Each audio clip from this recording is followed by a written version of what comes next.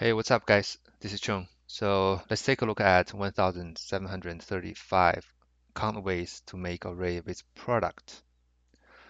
And so this one is like it's definitely a math problem, or to be more specific, this is like a combinatoric problem.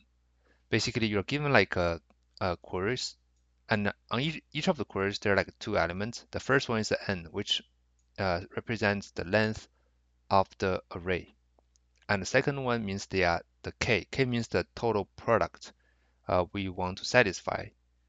And for each of the queries, and it asks you to calculate the, the number of different ways you can place a positive integers into an array into a size n array such that the product of the integer is ki. Okay, and then you need to do a modular of these things. And yeah, and here's the constraints, right? 10 to the power of 4. So for example, right? So for example, we have like let's take just one. Since each of the query are independent, we can just take one as the example. For example, we have 2 and 6.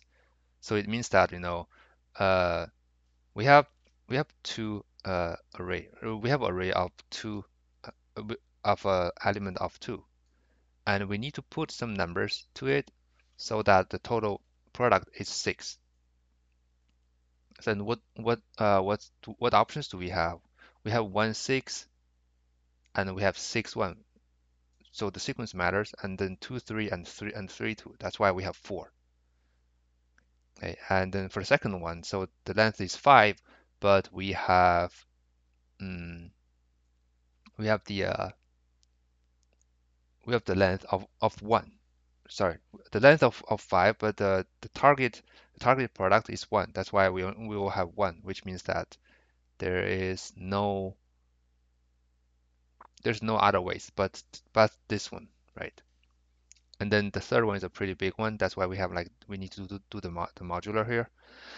So to solve this problem, I think we need to understand some concept first. The first one is I think it's relates to the game theory, sorry, the number theory, which is the prime factors. And then the second one, of course, is the combination. How can you calculate the combination? And yeah. So the way we're trying to solve this problem is that, since as you guys can see, right? So all the numbers, right? So all the numbers on this kind of on each of the valid case, it has to be part of the prime factors.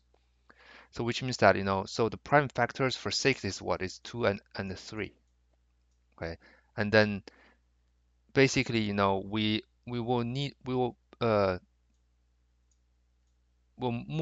try to place all these prime factors into this kind of n slots, and the total possible combinations are our final result.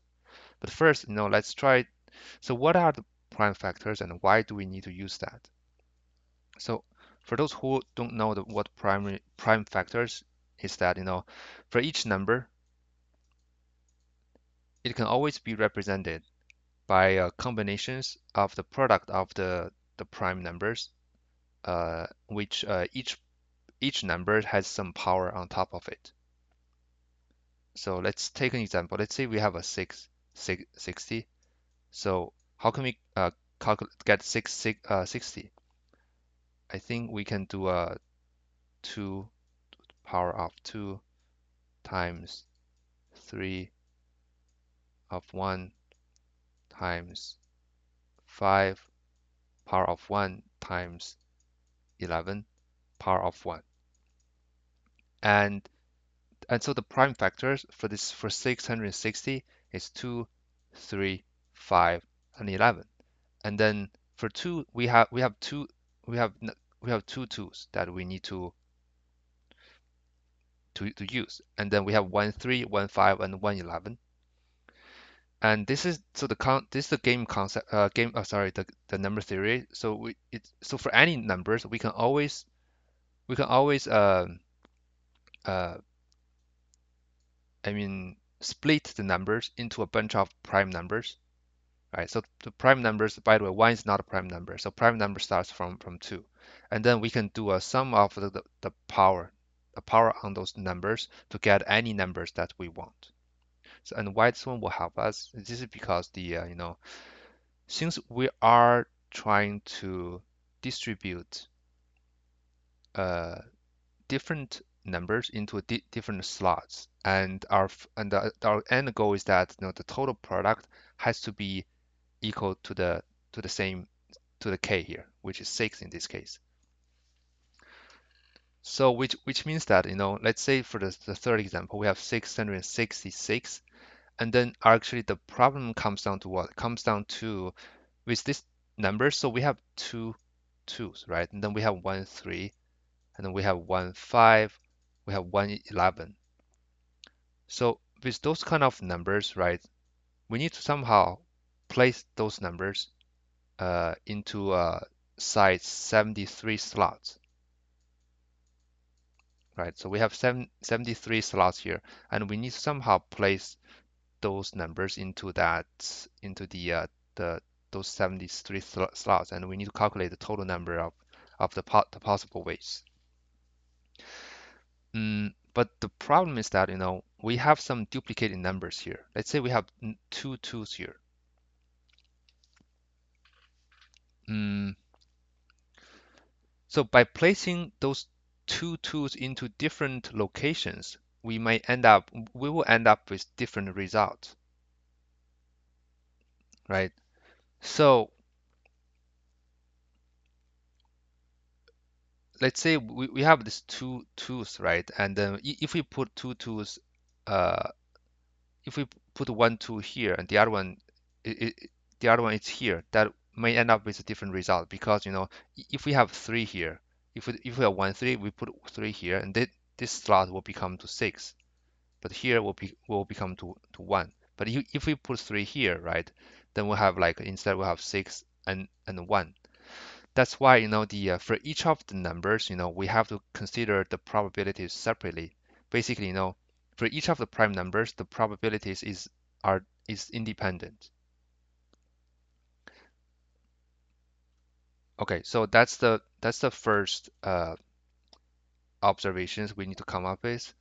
And then now, since we agree that we will calculate the probabilities for each of the numbers independently, and then the problem is that what's the probabilities of putting two tools into a 73 slots?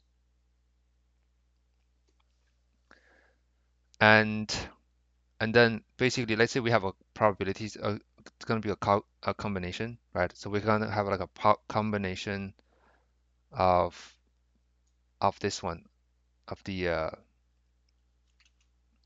it's going to be a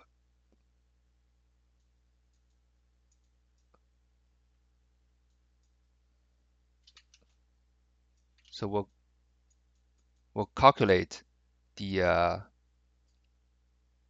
the first one is 73, right? And then the second one is 2, right? And then plus what? Plus we calculate 73 and 1, and then plus calculate 73 of 1 as well, and then so on and so forth. So remember here we're only considering about the count, not the number itself. So that's why we have count 2 for number 2, and then we have count 1 for number 3, and then count 1 for number 5, so on and so forth. So because here we're only considering the same numbers individually, right? That's why we're trying to calculate, with with 73 slots, how many ways we can put uh, two number twos, right? The two numbers that cannot be distinguished from each other, and then plus, sorry, not plus, I'm sorry. So here, this is a very important one. So it has to be the multiply, right? Since each of the case is independent, that's why we have to calculate. Sorry, we have to uh, multiply all those kind of probabilities, not probabilities, the scenarios together. So here we're saying that, how many ways we can place one numbers, right, into a 73 slot.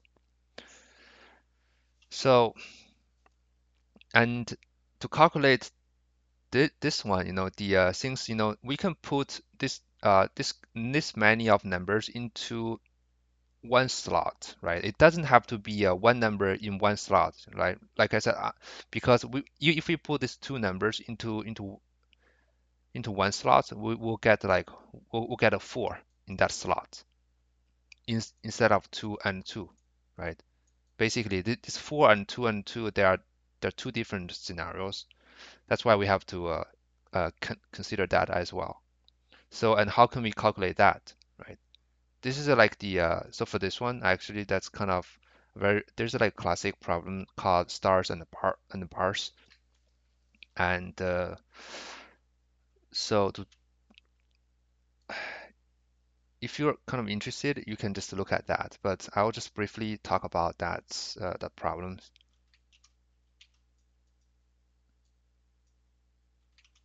Uh, so so the star and the bars means is exactly what we're trying to do here. So we have kind of slots. We have let's say we have n slots, right? N slots, and then we have k. Then we have k uh, duplicate. We can call it duplicate values.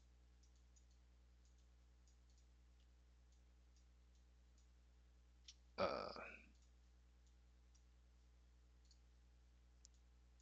Values, right? What are the possible? What are the scenarios we can place those, right?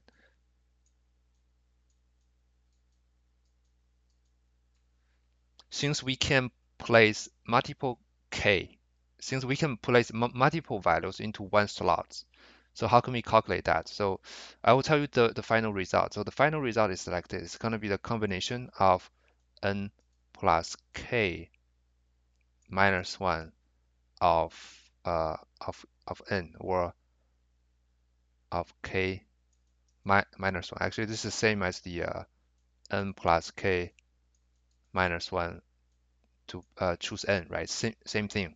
And why is that? That's why we call it stars and bars.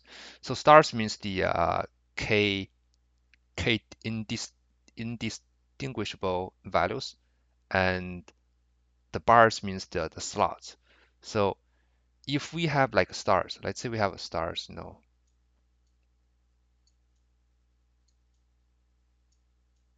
right?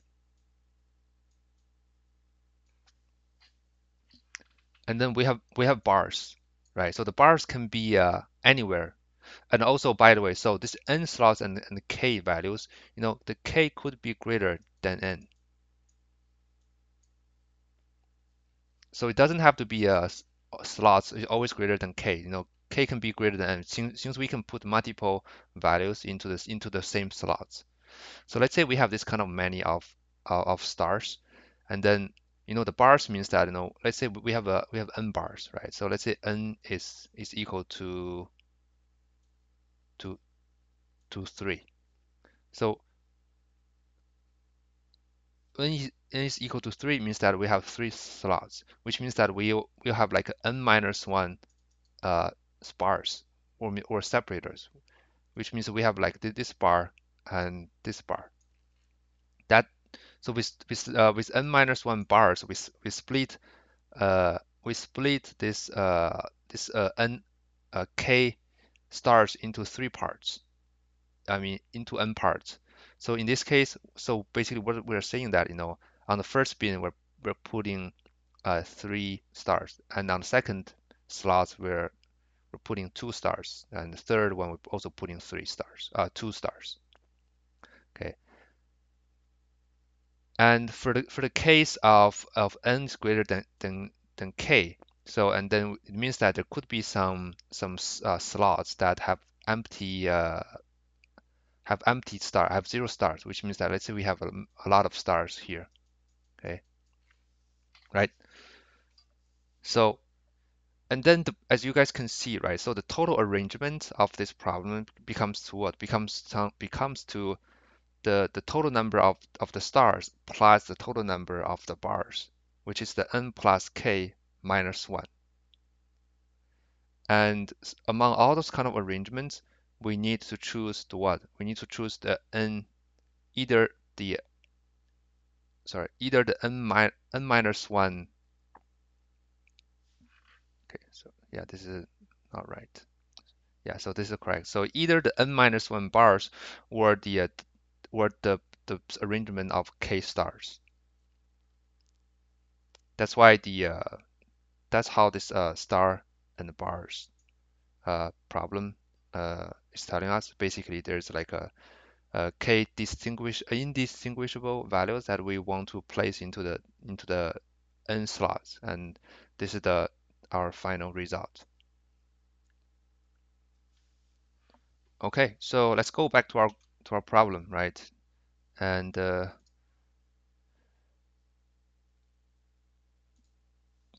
so back to our problem. So where were we? We were like so we were trying to calculate the prime factors, and with the frequencies of each prime factors, we can calculate the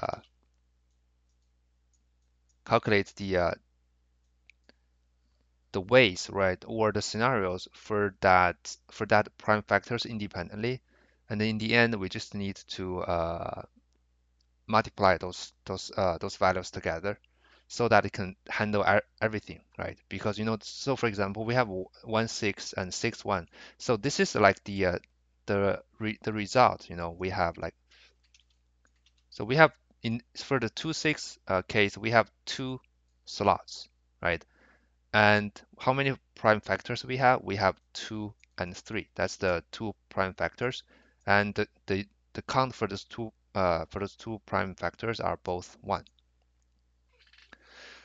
So, and then if we used our stars and bars algorithm, so basically we're saying that, we're trying to place this 2 into this 2 bars here, right? And then we could put it here, or we put it here. And then for 3, we could also put it somewhere. It could be also here or here, right? So if we put those two prime factors into one location, that's when we'll get number 6, right? And then the other one, of course, is always 1. And if we put those two prime factors into different slots, then we'll get a different arrangement. Yeah, so I think that's basically the idea of this one. And so now the let me try to write the main code, which is the list of answer, and then we have a mod of the 10 power of 9 plus 7. So for n and k, right, in queries, the current one is always 1. Okay, and then like I said, for the number of the count in, let's say, assuming we have a get prime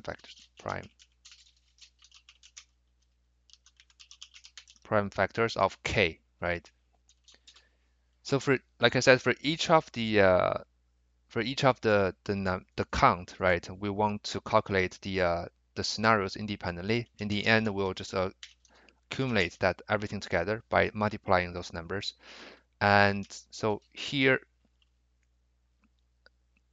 we're gonna have like a math dot combo, the count plus n minus 1, right? And then we of count, we do a current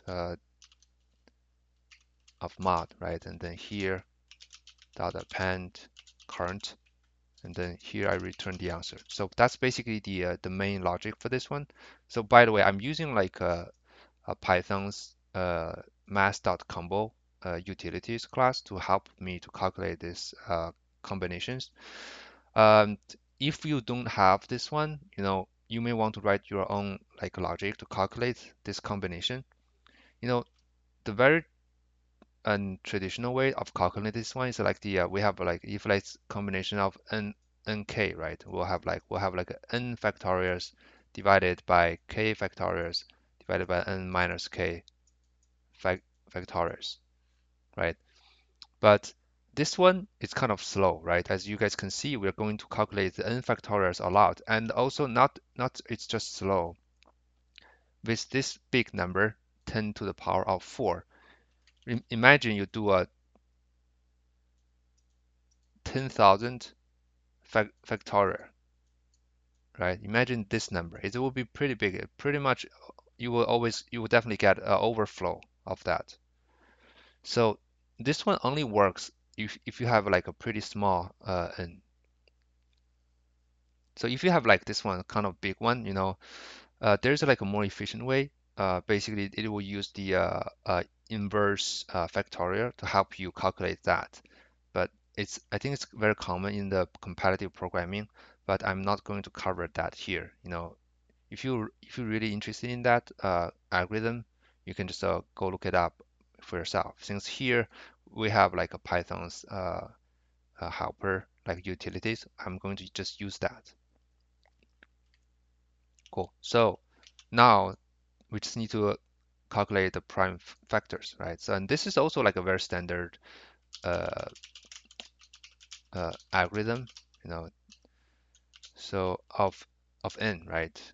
Since we are going to repeatedly calculate that, we can just add like a DP, a cache, to help us to cache the result, the duplicate result. And then we have this answer equals to this empty one, and then we start from 2. Okay, and then the algorithm is a while this one is smaller than n. Uh, we'll do the calculation, right? So and here, I mean, for the prime factor, it's guaranteed that the biggest prime factor is always gonna be smaller than the square root of n. That's a theorem, I think. Yeah, you just need to remember that.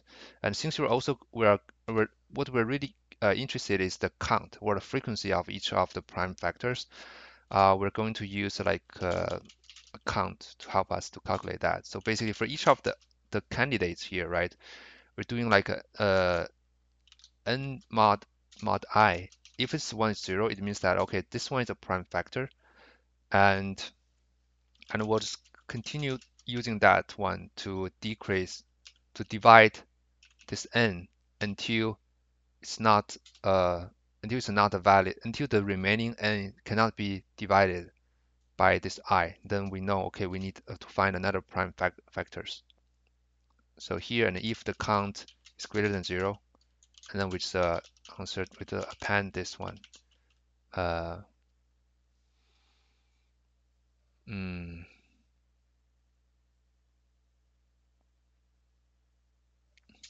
append the count basically, right? Yeah.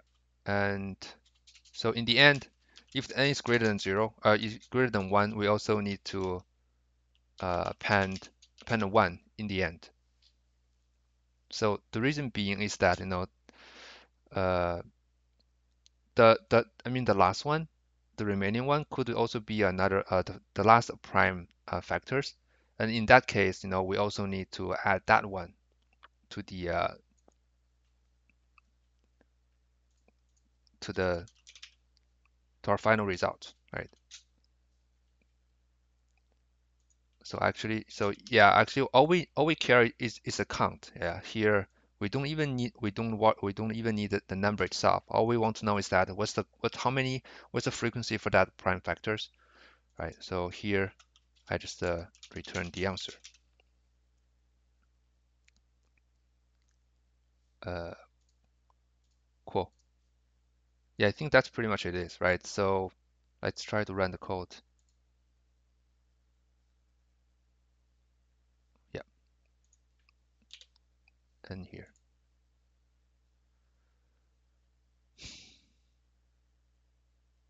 Ah, okay, I see. So I forgot to increase the I by 1.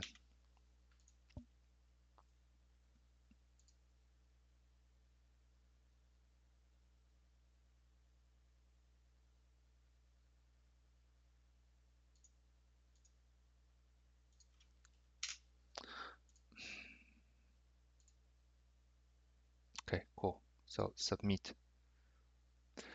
Yeah, so it passed, right?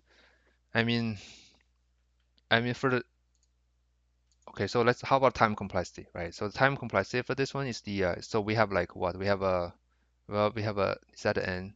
This is m. Let's say we have the length of the queries is m. So for each m, we're gonna have like the we need to get the prime factors count. So the total is gonna be the square root of n, right? So this one is gonna be the let's say that it's gonna be the so this is not let's say the n is the biggest value, right? The biggest value of all the numbers of all the total numbers. So this one's going to be the 0.5, right? And yeah, so here, so for this part, I'm going to leave it as O1. I'm not going to calculate the time complexity for this part. Yeah, so I think that's going to be the total time complexity. Um, yeah, I mean, just to recap, right? The so I think the key idea for this problem is that we we need to realize that since we're trying to distribute the some numbers into different slots, and the final result has to be equal to the k, then we should always look for the prime factors.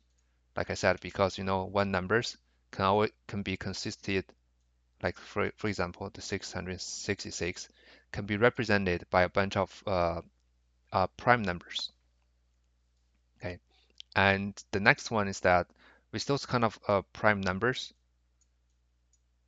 we need to uh, calculate the scenarios independently because uh, um, because because for each number, right? So for each number, I mean it's kind of kind of distinct, right? Because let's say if all the prime numbers they're always have one numbers, then we can of course calculate prob scenarios independently. But for the case of two multiple same prime numbers, we have to use the uh, the stars and bars algorithm to calculate the scenarios or the different arrangements for that case uh, because they will end up with different results. Mm, yeah, I'm not sure if I explained this one clear enough, but basically so our algorithm is we try to consider each prime number independently, and uh, and then in the end we just uh, accumulate, right? Multiply all the scenario ways together to get our final result because each group of prime numbers can be placed anywhere in this n slots, and within each group we will need to use it's a stars and bars problem. That's why we use this kind of formula to calculate that. Yeah, I think I'll just stop here. So I think thank you for watching this video, guys. Stay tuned. See you guys soon. Bye bye.